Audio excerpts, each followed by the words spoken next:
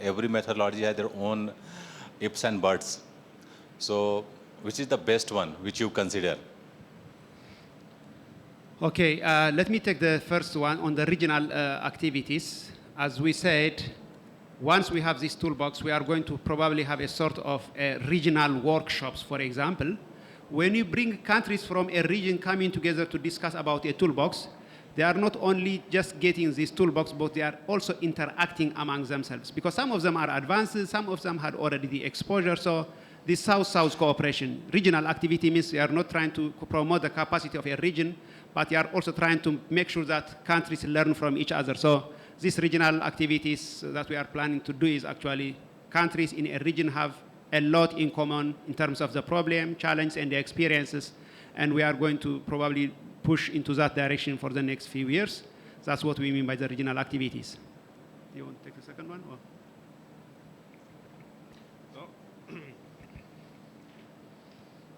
Indeed, I mean, everything in the UNCCD Knowledge Hub is designed to facilitate an exchange of knowledge and information. So one of the questions that we have in the Q&A is also which country are you looking for?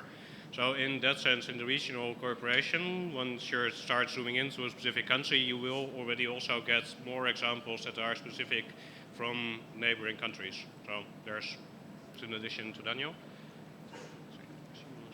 The second question was, which one is it? I think you were talking about which kind of indicator should we use. The common, I think this could be a good discussion maybe in the SPI, but there is this SPI, also science, standardized precipitation index, which is a very common one. But there is also many other indexes that there is a handbook of indicators actually, which was published by WMO, where you could see there is no one size that fits all. So depending on your conditions, I think it was a very good indicator book that could tell you which indicator for what kind of context. So I would probably urge you to touch base with my colleague from WMO, Jose Camacho, who could also tell you about this drought indicators book. But let me now quickly go into my colleagues who are going to discuss about the interagency mechanisms. And the floor is yours, Yo. Thank you very much.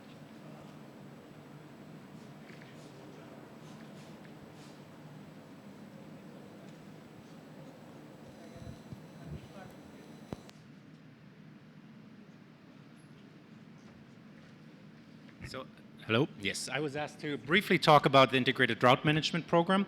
It's a collaborative effort of 34 organizations coordinated by the World Meteorological Organization and the Global Water Partnership, really trying to bring together the expertise that exists at the national, regional, and global level. And one way that we found very helpful to organize our actions and to, as a framework for collaboration, is the three-pillar approach that has been developed in a very collaborative effort. So the three-pillar that were mentioned several times already, monitoring an early warning system, so knowing where drought will happen, combining that with an understanding of who and what is affected and why they're affected, so the vulnerability and impact assessment, part of where we had the launch of the publication earlier on that Caroline was introducing, and then combining this and really trying to identify the most efficient measures to mitigate and reduce drought risk. So all of this coming together, and all of this very much is a helpful framework in providing a platform out of which actors can come together and collaborate. And we're very pleased to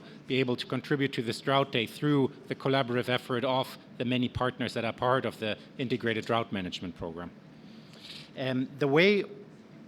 The way this comes together is also through regional programs. We have regional efforts in the Horn of Africa, West Africa, South Asia, Central and Eastern Europe, and starting up work in Central America and South America, and very much interested to connect with you, because it is only really learning from the national experience and the regional experience that the global element can be helpful and support action. The way we provide an interface and the way we try to reduce a barrier to connect with the global expertise available is through a help desk. It's structured into three parts. There is a connect part where you can connect to various efforts going on As part of that, we have an overview of existing tools that we've also contributed to the toolbox that was just introduced to you along the 3 pillars that the toolbox then also used. We have a find part with the most up-to-date and what we find are the most relevant publication. There's a library of over 300 publications, and where we found some gaps, we've tried to address these gaps. Daniel was just mentioning our handbooks on drought indicators that provides an overview of what is out there in terms of drought monitoring indicators and indices. We're supplementing this with examples of where they're being used, of how they're being applied. We've developed this 10-step process for developing drought policy, which has been adapted also for this drought initiative to guide countries, and on which we've now developed the guidance on how to make the economic argument for a proactive drought risk management. And this has been applied in various contexts. There is an example from Central and Eastern Europe where they've adapted the guidance from the 10-step process to the regional context, which is the EU Water Framework Directive. So there's a lot of learning amongst regions on how guidance can be applied. And all of this can be accessed through our Ask function, where you can get directly in touch with the technical support unit of the Global Water Partnership and the World Meteorological Organization, leveraging and bringing in then the expertise of the over 30 partners that really are the integrated drought management program. So with this, I'd like to hand over to my colleague Jo to introduce the WASAG. Thank you very much, Frederick. Pleasure. So we often get the question, all these international, intergovernmental, interagency frameworks, do they work together? And we wanted to have this session to really demonstrate that we are actually working together on this issue of drought. I just wanted to quickly present the global framework on water scarcity in agriculture, WASAG, that FAO is facilitating, but is owned by the partners. And its vision is a world whose food systems are secure and resilient to increasing water scarcity in a changing climate. Its mission is to support measurable, significant, and sustainable progress on improving and adapting agricultural systems, but not only, in conditions of increasing water scarcity and a changing climate, using the combined expertise and resources of the partners. And this session, this day, is also a demonstration how the partners work together within this framework, within the framework of the IDMP and the UNCCD Drought Initiative, and of course, UN Water. So we currently have 67 partners, and it's really like a multi-stakeholder partnership. So we invite you all to get informed and approach us. You can approach me after this session as well to get more information. We cover more than 22 countries, but actually they are working all over the world. And you can see the logos of some of our partners, including academia, UN agencies, governments, civil society, and so on. How we work, we actually have focused working groups on priority issues related to water scarcity in agriculture.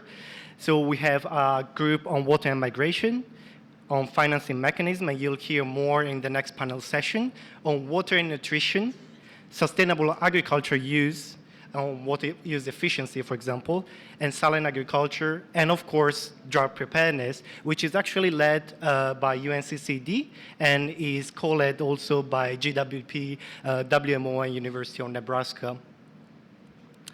Why this day was possible is because in the last COP, Nordos, you, like the parties, also invited us as WASAG partnership to support the drought initiative of the UNCCD and the work on drought. So this is why and how this day also came up together with UNCCD and our partners. And now I'd like to invite my colleague Olcay, who is the UN Water Vice Chair, and we had a great speech from him this morning already in the high-level opening. Olcay, please. This is just for reference because you can see. Thank you. Thank you. Good afternoon. I'll say a few words about UN Water. UN Water is the ultimate official interagency coordination mechanism of the United Nations system when it comes to water and sanitation issues. And it has membership of 30 plus UN organizations and 40 plus partners, non-UN entities.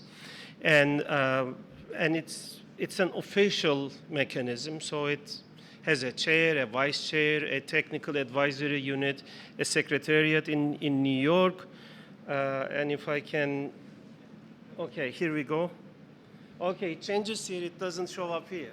Okay.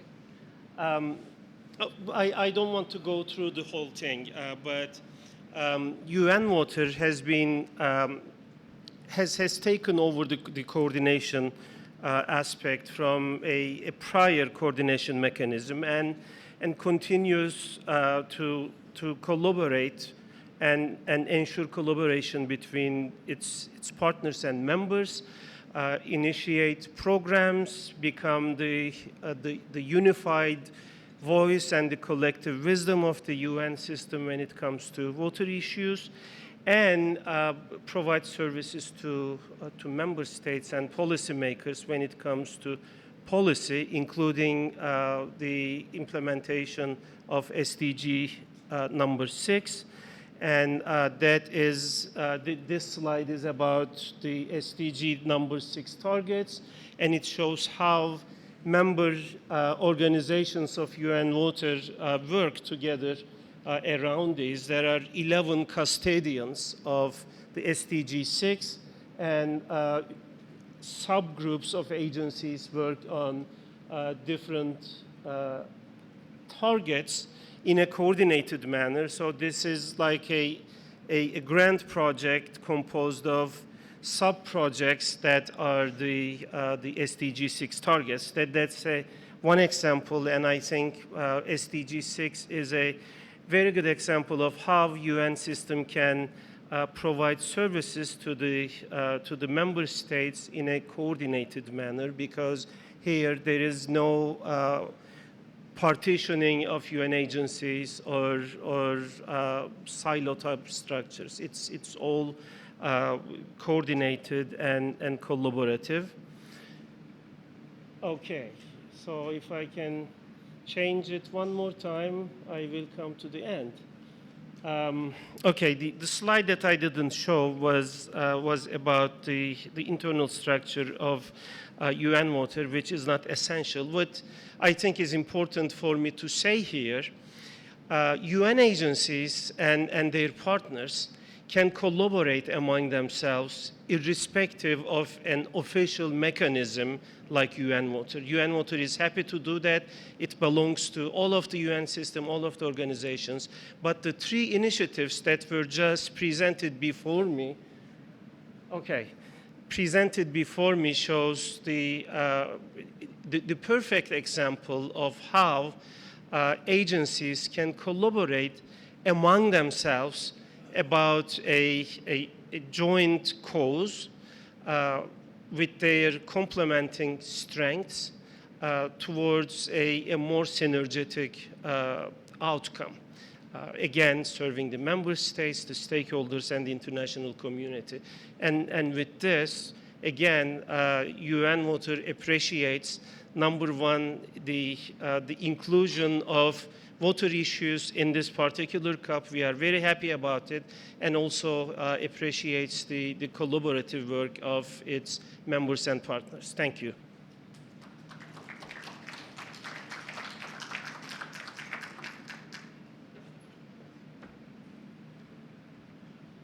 This marks the closing of this session. As we have already reiterated, this interagency mechanism is working together. In my interaction with the media also, I have said a few words. We are working, UN organizations together, so that this will be a good model also for countries to work together, for a country also among sectors to work together. So this is just trying to lead by example, getting out of your mandate, trying to become more relevant, action and problem solving oriented. With this, I will not be able to open for further questions, so we'll have to quickly get into a more interesting session. We have been discussing about all needs for action, but where does this finance come? So the elephant in the room, And we have pleasure to now call upon my colleague Frederick Pischke from WMO GWP, who is going to facilitate this session. Thank you all.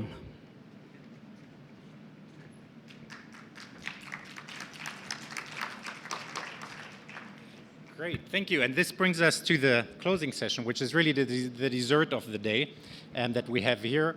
We've talked about proactive action and the need for it. We've looked at some of the pathways on how that can be happening. And we looked at really had a close look at some of the country examples and how countries are working on it. What are the experience from the ground on it? So now we really want to get into the financing aspect of this.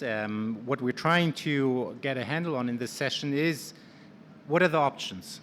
What are the innovative financing mechanisms for Drought that can be employed?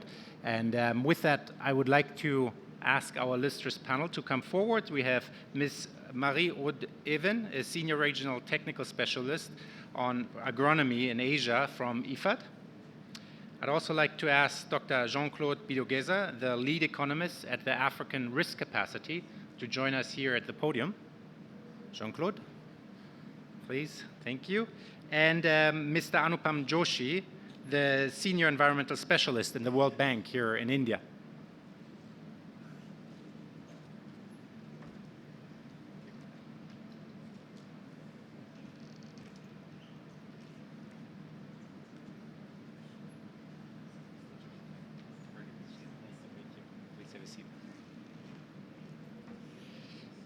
So we've given the panelists the opportunity to share with us, to start the discussion, a few remarks, and I've asked them to be very strict and keep it to 7 minutes so that we have some time to also then discuss with you and really try to answer the question that you have. I mean, one big point that's been coming up in this COP is, okay, so now that the drought plans are there, how do we move forward in implementation? And I think that's where we're looking to really the wisdom here of the panelists on the financing aspects of implementation.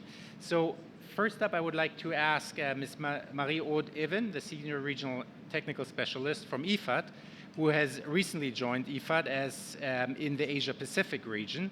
She has an academic background in agroeconomy and agriculture policy. Prior to IFAD, she worked around 15 years on developing projects in various countries for the French Corporation and the Food and Agriculture Organization of the United Nations, and also worked as a policy analyst on food security for the French Center for Studies and Foresight.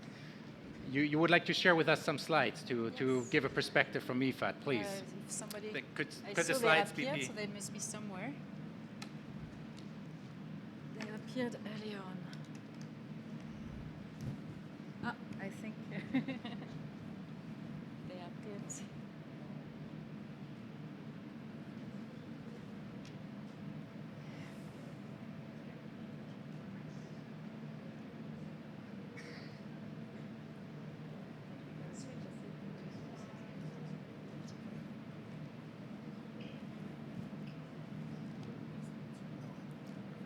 Can you hear me? Is okay.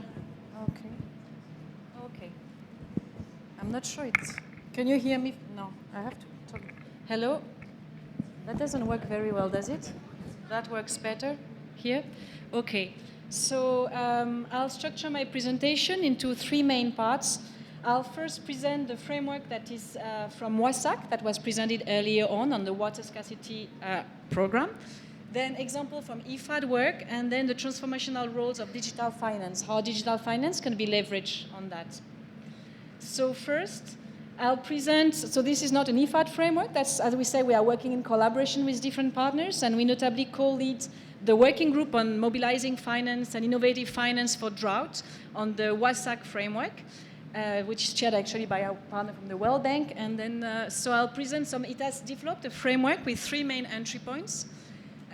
The main idea is to unlock finance is not an end, but a process supporting tangible investment that can generate wealth in a sustainable manner.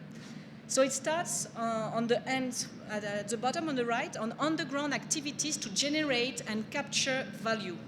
So this is important. That relates to what has been discussed in the day about the cost benefit of drought and involving different sectors. So what is the value, what is the cost of drought, and to identify it. For instance, along production, how we increase value through production, value chains, when we protect ecosystem through payment for environmental services, tourism, carbon credit, we have to identify the different value, and restoration or reclamation, which is the other entry point. Second point is we have to de-risk, because this drought brings a lot of risk. So we have to bring de-risking tool, like insurance, guarantee, public-private partnership, and risk sharing. And finally, we have to mobilize finance and supporting mechanism that build trust, that can attract funding. So as public sector, we can bring loans, grant, equity, and investment. And then it's very important to bring the private sector that is increasingly interested to invest in drought because it has to secure its investment, but also it's very keen sometimes to report on the SDG. We had several sessions during the COP about the willingness of the private sector on this topic. So it can intervene in compensation, stewardship, and different insetting approach to directly mitigate the risks. So these are the three main pillars. And together, they are supposed to develop a trustful ecosystem, because the idea is to build trust among different actors and financing agencies so that we can actually finance drought. So now I'll bring some example. It's not, hello? Yeah, it's not. This one would be better. Sorry, it's not. This better? Thank you. Okay. Okay, and it's better for the micro too. So how do we work on that? So as we said, the first pillar that was talked about a lot is how do we bring value to drought management and better managing water. So through value chain, landscape, and different initiatives. So IFAD, it's an international financing institution, a specialized agency for the United Nations that address notably rural poverty. So actually, most of our program, we are providing loans to country, and 38% of the investment include water, because water is key for rural and agricultural support, obviously. And water risk, water elements are screened throughout our program. So we have two main kinds of program. We have value chains where we can create value in value chains, but we need to mitigate the risks related to drought. And second, integrated project on landscape and territories. And I'll provide an example around that later on. So we contribute the two other pillars of the WASAC framework talks first about the importance to de-risk. We need to de-risk. We provide loan to country, so we systematically assess risk before we loan and provide loans to governments and country. We mainstream climate change, so we have to think about the impact of climate change on water. So water is at the heart of our program cycle. Second, as we said, along the program, we have first to reduce exposure to risk. We have to have more climate resilience practices, diversification. And then we work in partnership. We have different partnerships, for instance, the Weather Risk Management Initiative with the World Food Programme and the Bill and Melinda Gates Foundation to test weather-based and remote sensing crop insurance. I think my other panelists will talk much more about risk insurance mechanism. And we host the platform for agricultural risk management. So second, so as I said, Pillar 2, bringing innovative insurance mechanism, decreasing the risk. Pillar 3, bringing in innovative finance. So this is also very important. For instance, we host the facility for remittances. Remittances, as you know, is a very important source of money in developing countries. So how can we leverage that? How we can work together with the people that send remittances innovatively, and how we can bring it to drought management. That could be an idea too. We have to promote pro-poor partnership, public-private partnership, innovative blended finance, how to bring private sector in, how to seek convergence among different types of public and private partnerships. And finally, we've just got approved a strategy for engaging the private sector better in our portfolio, because it's also important how we can work all together on this very important issue to scale. So, and I want to just refer back to the introduction session this morning. Our main target is to leave no one behind. And this, if we want to mobilize more finance, we have to keep what was said earlier on in the heart of mobilizing finance. How we include the rural poor and the women, because often it's more costly, it's more difficult, it's the last mile to achieve. So we have to innovate and ensure having disaggregated data, participation. So it's also a very important element of mobilizing finance. So I'll present a very interesting experience that my colleague Jonki in the room may be able to present more details later. It's inside the IFAD Jeff Resilient Food System Initiative. It's called the Upper Tana Initiative and Water Fund. So you can see on top here that their goal was, it's an initiative on the Upper Tana in Uganda in a landscape level. Their main goal was to capture, filter, store, and deliver clean water. So what did they do first? They identified the value stakeholders wanted to have improved water quantity and quality and food security. Then what did they do next? On the right, they identified actors that can actually finance who is affected by decreased water availability, by decreased water quality. They identified 100,000 households and enterprises that would benefit for better water quality and quantity. So these are the contributors, and they managed to engage them and develop a $1.5 million endowment fund that was pulled by different private sector actors and different initiatives. And this fund is used to actually support 21,000 households in the upper stream of the water catchment areas to adopt restoration practices to protect the catchment, to reduce sedimentation, so that the downstream actors can have more water quality.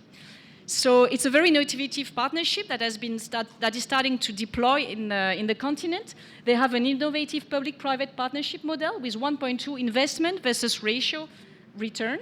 Of course, for droughts, it will require more adaptation, stronger de-risking mechanism, but I think it's a very interesting kind of idea of how you can leverage different financing and share the benefit, the cost benefit of droughts in a finance